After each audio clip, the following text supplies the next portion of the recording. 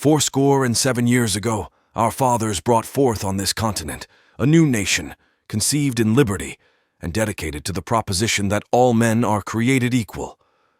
Now we are engaged in a great civil war, testing whether that nation, or any nation so conceived and so dedicated, can long endure. We are met on a great battlefield of that war.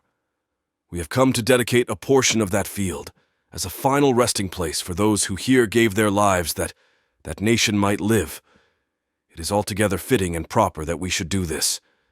But in a larger sense, we cannot dedicate, we cannot consecrate, we cannot hallow this ground. The brave men, living and dead, who struggled here, have consecrated it, far above our poor power to add or detract. The world will little note, nor long remember what we say here, but it can never forget what they did here.